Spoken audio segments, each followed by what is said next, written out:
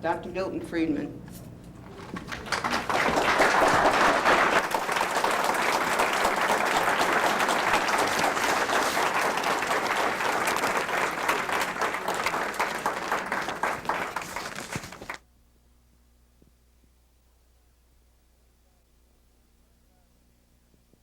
I am very glad indeed to be here with you to talk about this problem, because there is no place in the country where the problem of how to put learning back in the classroom is more important than in this particular area of New York.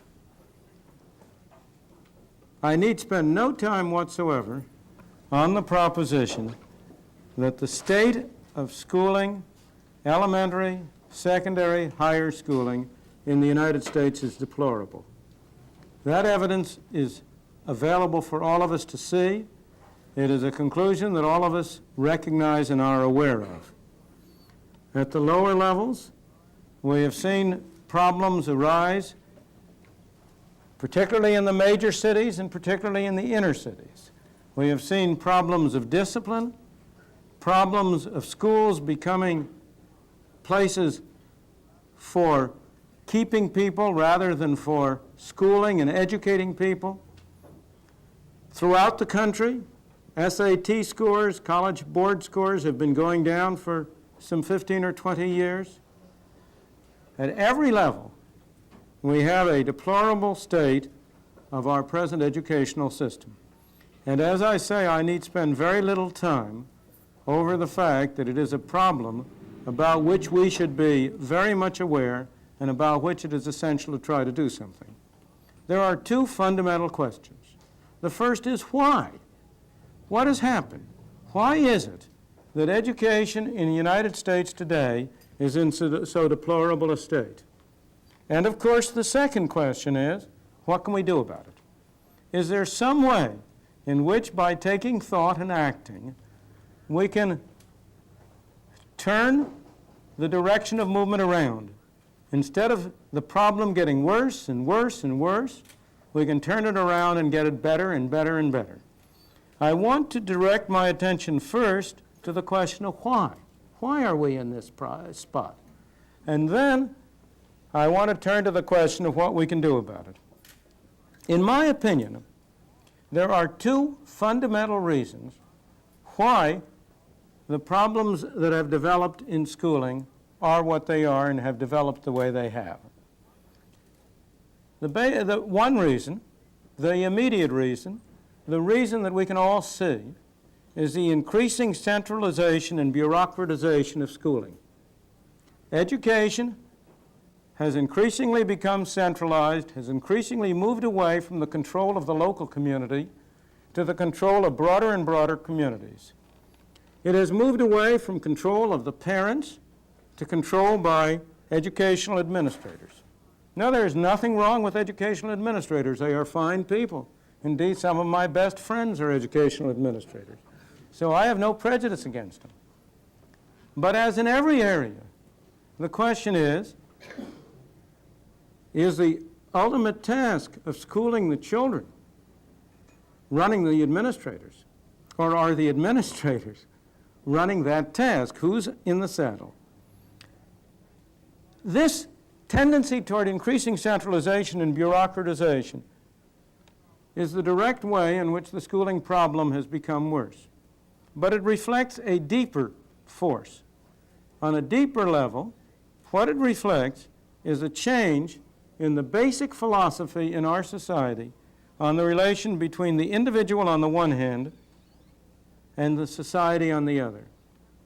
I believe that in part what is happening in schooling is a manifestation of a force that is having effects on a much broader area over many other phenomena. And I want to come in discussing more fully the reasons for the deplorable state of public education to how this change in basic philosophy is related to the problem of schooling in particular. Let me start on a very much broader level. There's a British physician by the name of Dr. Max Gammon who spent the past 5 years studying the British health system, the nationalized medicine in Britain. And on the basis of his study, he formulated a theory which he calls the theory of bureaucratic displacement. Now, this theory is really an extension of the famous law by F. Northcote Parkinson the historian. Some of you may remember that he's written a number of books that are supposedly humorous but are really very serious. And the major thrust of his law, of Parkinson's law, is that work expands to fill the time available. Another version of it, another element of it, is that spending always increases to exhaust whatever funds are available. Dr. Gammon's version of it is a rather different one. In his version of it, he says, in any large bureaucratic organization, useless work tends to displace useful work. The more bureaucratic an organization is, the larger the fraction of the people who are spending their time on shuffling papers, and the fewer the people who are producing useful things. Input goes up, and output goes down. Now, Dr. Gammon developed this on the basis of the British medical system. He showed in the British health system that the number of people employed in the system was going up, and the number of hospital days of beds occupied was going down. But the U.S. education system gives an even better illustration of that tendency. The evidence is really striking. In the 5 years from 1971, the school year 71-2 to the school year 76-7, in that 5-year period, the total professional staff in all schools in the United States, this is for the United States as a whole, the total professional staff went up 8%. The cost per pupil went up 68%. Now, much of that was due to inflation. But even if you take out the inflation effect, the cost per pupil went up 21%. So input went up. More people, more money. What about output? Well, the number of students went down 4%. The number of schools went down 4%. And needless to say, if instead of looking only at measures of quantity, you were also to look at measures of quality, the quality of the output went down too. The SAT scores, the scores on college board exams, the scores on all sorts of common tests show that the performance has been declining. Similarly, reading levels in the elementary and secondary schools have been going down. The level of math performance has been going down. So here you have 5 years in which you're spending more to hire more people, and on the other side, the number of students you're teaching and the number of schools you're teaching is going down, and the quality is going down. I do not have strictly comparable figures for New York City, but I have some for New York State, and Babette was good enough to provide me with a few for New York City just before. For the nation as a whole, the cost per pupil in 5 years went from $829 per pupil per year to $1,395 per pupil per year, to $1,400. That's countrywide. In the state of New York, it is $1,991. In New York City, it is $2,700. And I think that nobody would show any surprise that the higher the expenditure per pupil, the lower has been the quality of teaching per pupil. So even these comparisons across states in the country tend to suggest what an important addition to our scientific knowledge Dr. Gannon has produced in his law of bureaucratic displacement. I may say that the costs in New York State are the highest in the nation, except only for Alaska. And the reason costs are higher in Alaska, of course, is very clear. It has nothing to do with the same kinds of problems. It's just that all the costs in Alaska are higher, and that all the wages, prices, and everything are much higher because of the distance and the cost of getting stuff there. But after Alaska, New York is the highest. Now, it will come as no surprise to you that the next highest state in the nation is my own home state, Illinois. And I guess there is perhaps little argument that New York and Illinois, and especially New York City and the city of Chicago, and especially in those two cities, in the poorest areas, in the areas of black occupation, black residency, that those areas have among the lowest educational quality in the nation. So you'll have a crystal clear illustration of the tendency that the more you centralize authority and bureaucratize it, the more it costs you to produce less and less. Now, what about the relationship between centralization on the one hand and bureaucracy on the other? Well, in the same 5-year period, the number of school districts went down 10%. Number of schools, number of pupils went down 4%. The number of school districts went down 10%. You were continuing the process towards centralization, bigger school districts. Again, I don't have the figures for the exact same period, but for a slightly earlier period, an earlier 5-year period, the teaching staff went up 14%. But the supervisors went up 44%. This is exactly what Dr. Gammon found for the British Medical Service. As the total number of personnel expanded, the group that expanded most rapidly were the bureaucratic supervisors, organizers, and the like. And now the question is, why is it? Why should increasing centralization, increasing bureaucratization have the effect of increasing input and reducing output? Why should it have that effect? Here, in many other ways, we all have the hope and belief that, after all, if you're big, you're efficient, that mass production reduces costs, increases output. Why in this area should centralization and bureaucratization have the opposite effect? Well, the answer is very clear. In the other areas, you have a consumer and you have a producer. Other enterprises can get bigger only as they can produce a product more cheaply. They can attract somebody to buy it. The only way you can get a big company is by producing goods that you can sell. But in the case of schooling, that isn't the situation. The consumer is the parent and the child. The producer is the teacher and the school administrator. And unfortunately, from the point of view of quality and efficiency, centralization in this area reduces the impact of the consumer on the producer. If you're dealing with a small local area, even in a school system in which there is no direct payment for schooling, in which it is financed by the government through taxes, even in that, if you deal with a small local area, there's a good deal of interconnection between the local parents and the local teachers. The parents can have a good deal of input. The more you broaden the area of control, the more difficult it is for the parent to have much of an input. So the effect of centralization has been to put the producer in the charge and in the saddle, and to reduce the feedback from the consumer.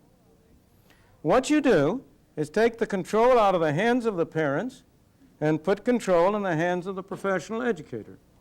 In New York City, as you all realize, what you do is take control out of the hands of the parents and put it in the hands of Albert Shanker. Now again, Mr. Shanker may be an excellent person. I don't know him. I've never met him. I have no quarrel with him as an individual. But his objectives are not the same as the objectives of the parents. He is serving a different clientele. He isn't getting his income and his power by satisfying the parents. He is getting his income, his power, and his clientele by satisfying a very different group with very different objectives. This phenomenon is not at all special to schooling. Wherever government bureaucracy takes over, costs go up and quality goes down. That's no less true of the post office than it is of the schooling system. It's no less true of garbage collection than it is of the schooling system. You know, there have been a number of studies made of this kind of phenomenon. Many cities around the United States have private garbage collection. That is to say, people pay privately to private firms to collect their garbage. A number of studies have been made comparing the costs of that private garbage collection with the cost of garbage collection when it is done by a municipality. The answer always turns out to be the same. It costs just roughly twice as much to do it by a municipality as it does to do it by private means. Again, if you look at the post office, it's hard to find any area in our society in which the quality of the product has shown less improvement over the last 100 years than in the post office. In fact, I think there are many people who would say the quality of the product has gone down, not up. And the cost has certainly gone up. The cost, there are very few items that the consumer buys whose price has risen as much as the price of mailing a first-class letter. Costs have gone up, quality has gone down. Again, there's a small town in Arizona which has a private fire department. It's a private enterprise fire department. The costs of fire protection in that town, Scottsdale, Arizona, are roughly half the costs of municipal fire protection in those towns that have municipal fire protection. A study was made some time ago of the efficiency of clerks in handling pieces of paper in the Social Security office in Washington and in a private insurance office. And lo and behold, the clerks in the private insurance office did twice as much work in the same amount of time as the clerks in the government office. Again, this isn't because government employees are bad people. They're not. They're human beings like you and me. It isn't because the private people are better people. They're not. It's because in the case of the private arrangements, the customer has something to say. In the case of the governmental arrangements, the customer has very little to say and the producer is in the saddle. If we go back to our educational problem, note that the complaints about the quality of education are least in the small towns, where there is the closest connection between the parents on the one hand and the way the school is conducted on the other, and are greatest in the large towns, in the inner cities in particular, where the administration and running of the schools are most separated from the parents. Now let me turn to my more fundamental reason. Why is it that the role of government in education has been increasing? Why is it that the parents have been given less control and the administrators more? And the increasing role of government in education is true not only at the elementary level, not only at the secondary level, it's also true at the university and college levels. Fundamentally, I believe, it reflects it's part of a general shift from the philosophy of individual responsibility that prevailed in the 19th and early 20th century to an increasing belief in social responsibility. The view of the 19th century view was that an individual was fundamentally responsible for himself. It was up to him to make his way in the world. He was responsible for his success, and he had to bear the responsibility for his failures. Of course, everybody realized then that an individual was much affected by the circumstances of the society, that an individual who was fortunate enough to be in the United States could do a lot better with his life than an individual who was born in India or in Africa or in a less developed country. So this wasn't to say that society didn't matter, but it was to say that the function of government and of the social setting was to provide the individual with the maximum opportunity to express his own values, to develop his own capacities in accordance with his own values, own beliefs. The modern view is very different. The modern view has become, I shouldn't say has become, became, because I think it's now changing. But the modern view became that after all, an individual was an innocent puppet, pushed one way or another by the social forces that impinged on him. That you couldn't blame an individual for anything, that wasn't his fault. It was society that was responsible. That the ultimate unit of our society was a collectivity rather than the individual. That you had social responsibility, not individual responsibility. And this was associated with a view that there were experts, people who knew what was good for people better than they did for themselves. That after all, you couldn't let an individual decide what he was going to do because he might make the wrong choice. And it was up to those of us who were in the elite class, who knew more about what was right, who had the proper social point of view, not to dictate to the individual, of course, but to guide him in the right direction, to make sure that he did what was good for himself. And that tendency has manifested itself very strongly in our school systems. In the 19th century, the schools, even in crowded cities and in urban cities, might not have been affluent, they might not have had the best facilities, but they had an atmosphere in which the individual was made responsible for his own development and own learning, and he was given an opportunity to learn and develop. And that was a concept. In the 20th century, the concept has been that the schools are an expression of society's values and interests and should be imposed upon the child, and that the child should be made to do what's good for him, and that the major problem in schooling was to get the child out of the hands of his ignorant and not very sophisticated parents and put the child in the hands of the sophisticated and knowledgeable educational experts who could guide him along the correct way. Similarly, if you look at the very simple problem of discipline, if you look at the very simple problem of physical destruction, if I have a philosophy that everything belongs to society, and that if something bad happens to me, that's not my fault, that's because this bad society did it to me, then the whole concept of property loses its role. Why shouldn't I steal? Why shouldn't I destroy property? After all, it's nobody's, it belongs to everybody, so it belongs to nobody, it's society's. And moreover, the fact that I happen to be accidental, happen to be in a lower income group, or in a deprived social group, or in a discriminated against racial group, that's the malevolence of other people. It's not my fault, and I have every right to get back at them. So that the whole concept of social responsibility, the whole reduction in the sense of individual responsibility, tends to denigrate the respect which the individual has for himself. It tends to remove from the individual his own feeling of importance and significance. It tends to convert him into an atom who is being moved about by other forces on the one side, and on the other side, it tends to promote in another group a sense of controlling people rather than assisting them.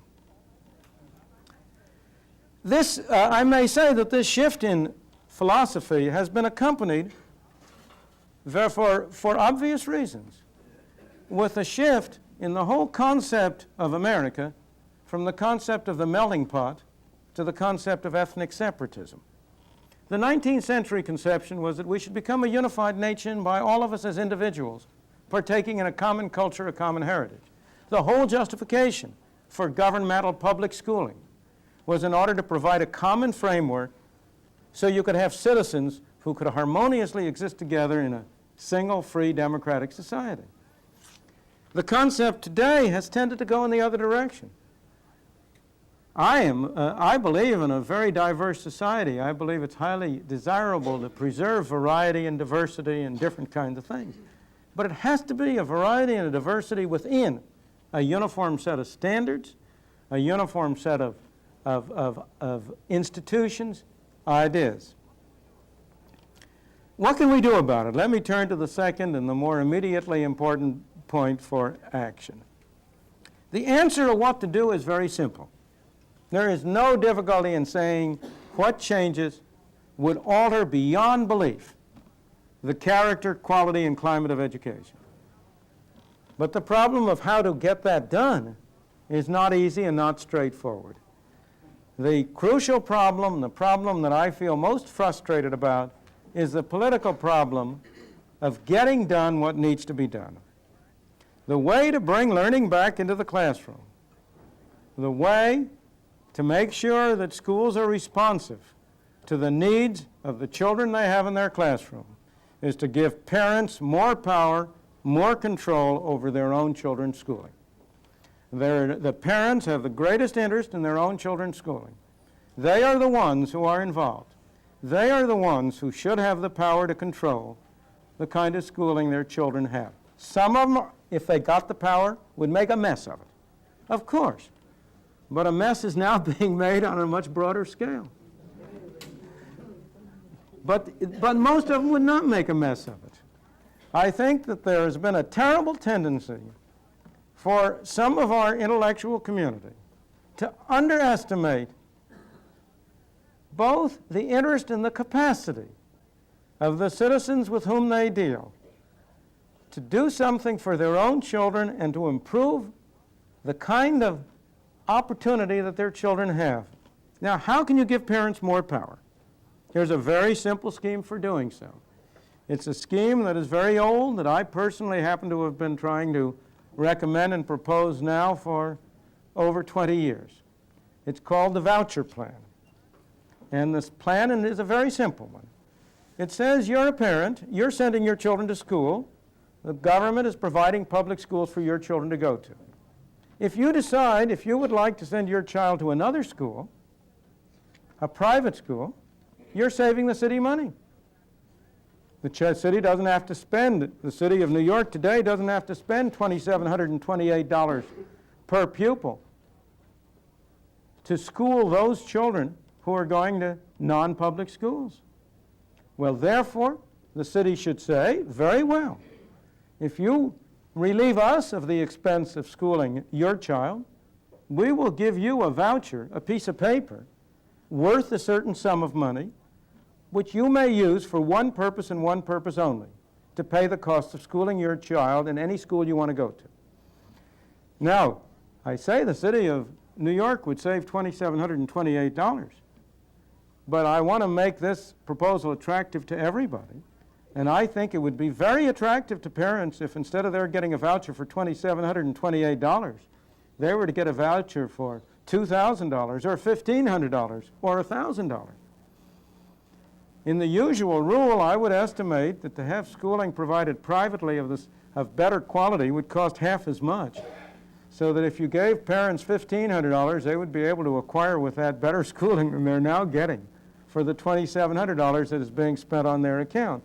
Well, then the voucher scheme would say, any parent who chooses to send his child to a school other than the governmental public school is entitled to a voucher which he can use for the payment of tuition and costs at that school. It's exactly the same principle that was applied after World War II and much more recently in the so-called GI Bill for returning veterans. They chose their school. This was at the college level. They went to the University of Chicago, or they went to Notre Dame, or they went to NYU or City College, or wherever they went to, and they were entitled to receive, as long as they could show they were going to school, they were entitled to receive so much per month. In that case, the voucher covered not only tuition, but also living expenses. That's in its simplest form the idea of the voucher plan. I may say, it does not in any way raise any problem about the quality of the schools. Because if you think of private schools that might be established for this purpose that don't exist, they would have to satisfy present requirements. Under our present compulsory education laws, no school can be treated as a school whose students satisfy that law unless it meets certain minimum standards. So I'm not touching a thing about that. Those minimum standards would stand. But what you would have instead would be that parents would be able to control the school their children went to. If they liked the public school, they could send them to the public school. If they didn't, they would have another alternative. Now let me note that today, those of us who are lucky enough to be in the upper income classes have that choice. We can send our children to private schools because we can afford to pay twice for the schooling of our children. We can afford to pay once in taxes and then say, okay, that's going to go down the drain. We'll pay a second time by sending our children to a private school. But those in the lower income classes and those in the middle income classes, for the most part, do not have this same opportunity. They cannot afford to pay twice for schooling. They are now paying through the nose in the form of taxes, and they cannot afford again to pay directly. Now, many parents in the lower and the middle income groups have made tremendous personal sacrifices in order to do that, in order to pay a second time. But I believe it is fundamentally an invasion of their rights, a violation of their rights, to force them to engage in that kind of sacrifice for that purpose. What this proposal for the voucher scheme does is to make available to lower and middle income parents the same range of alternatives that those of us in the upper income classes have now. Now, what good would the voucher plan do? It would do exactly the same good that competition does in every other area. How do you get good quality products in other areas? What is it that keeps supermarkets trying to serve its customers? Why is it that we have had an enormous improvement in the quality of supermarkets in the past 20, 30 years, but we've had a deterioration in the quality of schools? Look at what's happened in the area of hi-fi. You take any area. What produces an improvement in quality is a competition among different people for the custom of the citizen. And what the effect of the voucher plan would be to introduce competition in schooling. In addition, the effect of the voucher plan would be to hold down costs. Now, let me note that the effect of the voucher plan would be to improve the public schools as well as the private ones, because public schools would lose their customers. Now, they have a captive market. Their customers, their clients, or should I say their prisoners, have nowhere else to go. Give them some competition. Make them shape up or close down. If under a voucher scheme they continue to offer poor schooling, well, then the parents will take the children out and send them to private schools, and the public schools will have to contract and close down. In reaction to that, the public schools would have an enormous incentive to improve the quality of their education. Now, I have discussed at great length elsewhere the virtues, the problems, the arguments for, the arguments against the voucher. I only want to cover them here today in very brief compass because I want to devote what time I have left to why the voucher plan is so difficult to get adopted. I may say only that the voucher plan would resolve every present critical problem in the school system. It would resolve the problem of discipline. You do not have discipline problems in schools to which parents have voluntarily chosen to send their children. You compare today commercial trade schools which train people for a vocation, and the people who go there have to pay for training. They have no discipline problems, because if the customer there, if the student is spending his own money, he wants to get his money's worth. And similarly, if you have the parents and the children who are spending money that is available to them, you won't have a discipline problem. If you do, parents will pull their children out and send them somewhere else. Second place, the voucher plan would solve the integration problem. The fundamental obstacles to integration, in my opinion, have been the desire of parents to maintain the quality of their schooling their children get. It has not been fundamentally the racial problem. In any event, in a voucher plan, you would have other factors that would enter in that would simply take the place of the whole integration problem. Parents would be free to send their children to whatever kind of schools they wanted, and know what would happen. All schools would not be the same. Some of them would concentrate on vocational activities, and parents whose children were interested in that would go to those schools. Some of the schools might concentrate on the arts. Some might concentrate on the sciences. I don't have a good enough imagination to figure what would be the whole variety of kinds of schools that you would develop. If you look at the variety we have developed in every other area, do you know that we spend as much more in this country on schooling than we do on foods? More on schooling than we do on restaurants? There's no shortage of variety of restaurants. There are restaurants for every appetite, for every taste. Turn the forces of competition and the incentive of that volume of money free, and you will have schools of every variety appealing to every taste to serve every need. The voucher plan would solve the busing problem. There might very well end up to be more busing, but it would be voluntary, not compulsory, because parents would then bus because they wanted to send their children to a superior school or to a school that was more nearly suited to the particular interests or problems of that child.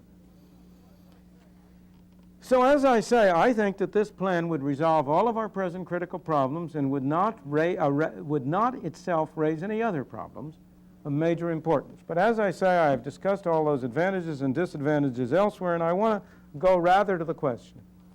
If the voucher plan is so attractive, why hasn't it been adopted? What stopped it? And here I have had a great deal of personal experience on this subject, and I have been increasingly frustrated, increasingly aware of the difficulties. During the late 1960s and early 1970s, a group in Washington at the Office of Economic Opportunity and later the Institute of Education was very much interested in trying to promote experiments in voucher schemes. And they offered money for experimental voucher programs. They offered to fund the costs of designing them, of setting them up, and of meeting the initial costs. Quite a number of states and cities expressed an interest. The one I was closest to was New Hampshire, because it happens to be near my second home in Vermont, my summer home in Vermont. The head of the New Hampshire Board of Education, the governmental, not the, I'm not using the right term. He was not the civil servant in charge of education, but the top political official in charge of education, was absolutely sold on the voucher scheme. He was determined to put it through, and he worked his head off to try to get it by. Washington made grants. A half a dozen different cities initially expressed an interest in it. It was never tried anywhere. Why? Because of the effective and determined opposition of the educational bureaucracy. Over and over again it was stymied, not by the teachers, but by the educational bureaucrats. And the reason was very simple. They could see that this would destroy their power. This is a straightforward issue. If parents can choose, then administrators cannot dictate. If schools have to shape up or shut down, well then they are under real pressure to conform to the demands and the tastes and the desires of their students. And so wherever this has come up, the educational administrators have opposed it. That happened in New Hampshire. It happened in Connecticut, where there was a group, a town, Hartford I think it was, I forget the exact town, in which the superintendent of schools, in this case an educational bureaucrat himself, was strongly in favor of it. But he could not persuade his teachers or administrative staff. The only place in the country where there was even a vestige of a voucher experiment was in a small town in California called Alum Rock. And it was a fake. It wasn't a real honest-to-God voucher experiment because all the choices were restricted to public schools. What it turned out to be was a way in which the educational administrators were very imaginative, and they saw an opportunity as to the way they could get some extra federal funding. And they did, but even so, the program was interesting, because what they did was to establish within the public school system a variety of sub-schools. And they established an arrangement under which parents had some measure of choice about which school their child went to. And the evaluation which was made of that experiment by the Rand Corporation subsequently came to the conclusion that there had been a distinct improvement in the quality of education and the satisfaction of the parents with the system. So it was a very tortured experiment, but the results were in the right direction. Now, in my opinion, the political problem is dramatized by the inner cities. That's why I'm so glad to be talking right here. Because I believe that's where vouchers would do the most good and where we need them most. If I ask myself in what respect are blacks, and especially poor blacks, most discriminated against? How are they most deprived? Anybody who lives here in Harlem can buy the same automobile as somebody who lives out in the country if he has some money to pay for it. But he can't get the same kind of schooling. There is no doubt that the respect in which he's worst off is in the kind of schooling he can get for his child. The better off can do fine. They can move out to suburbs where they have the equivalent of private schools. They can send their children to private schools. But the poor people, the people who are stuck in the inner city areas, They have no choice. And they get a very, very low quality of schooling. And yet, I have tried over and over again, in my own city of Chicago in particular, where I have had more contacts, to try to interest leaders of the black community in promoting and pushing the voucher scheme. And I have almost always failed miserably. Why? All of these leaders whom I am talking about, almost without exception, send their own children to private schools. Just as, on the national level, most of the white legislators who have been most stridently in favor of compulsory busing send their children to private schools. So why have the black leaders opposed? The answer is crystal clear. As long as the schools are governmental, as long as they are financed and administered by political entities, they are a source of political power. They are a way in which the politically ambitious can improve their lot. On the other hand, no black leader in an inner city can make political hay out of supermarkets. If you had a voucher system and you had a widespread system of private schools, you no longer would have any political leverage through the school system for patronage, for influencing votes, for having influence in other areas. And as a result, I have found it extremely difficult to interest the leaders of the black communities in Chicago. Very often, many of them will express an interest and say it's a fine idea, but I never hear anything further from it. It drops like a rock into the ocean. But the picture is not completely dark by any manner of means.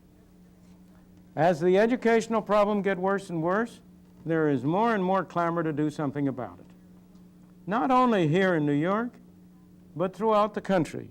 Parents have become increasingly concerned and increasingly active in trying to get some change. The emergence of this group here in New York is a great source of hope. Equally, I know of at least 2 national organizations that have developed for the purpose of getting a greater degree of freedom for parents to control the schooling of their children. There's a CEF, the Citizens for Educational Freedom, which started in St. Louis, now has a national office in New York. There's the National Association for Personal Rights in Education, started in Chicago by Professor Frank Brown at Loyola University. There is right at this moment a bill before the Illinois legislature proposing the equivalent of vouchers in schooling in the state of Illinois. The people who are promoting that think they have not necessarily a chance of getting it passed this year, but a good chance of getting it out of the committee and onto the floor and at least under consideration. The CEF group, the Citizens for Educational Freedom, are planning a campaign, a petition campaign in the state of Michigan to try to get a constitutional amendment which would mandate the use of vouchers in schooling on the ballot for next year's election. I don't say that'll happen, and I don't say that if it's on the ballot it'll get passed. It will not. We know the problem. We had an experience along that line in Michigan last year with another amendment. This was an amendment which attempted to set a limit on total spending by the state of Michigan as a percentage of the income of the people of Michigan to hold down the continued tendency for the state expenditures to grow. Who do you suppose ended up beating that? It was a Michigan Educational Association. The Michigan Educational Association, a month, 2 months before the election, straw votes were showing a 2-to-1 majority in favor of the amendment. In the last 2 or 3 weeks of the campaign, the Michigan Educational Association threw $500,000 roughly into the campaign, a sum which was 4 or 5 times as large as the whole amount of money which the proponents of the bill had spent. And they conducted a media blitz in newspaper and radio and television. and ended up defeating the proposal by 54 to 46, I think it was. Well, I have no doubt that if the proponents of this manage to get enough signatures to put on the ballot an amendment mandating a voucher, you will have exactly the same kind of event over again. The Michigan Educational Association will fight it tooth and nail. So I do not mean to say that the road is easy, but I only say that first, we know what the right thing to do is. And second, there is support for it. There are people who are interested in this. There are possibilities of moving in this direction. And it is the most promising direction. It is the only way I can see that we have a hope of turning around the trend that has been going on. So I say to you, go to it, parents. You have everything to gain for your children. Thank you.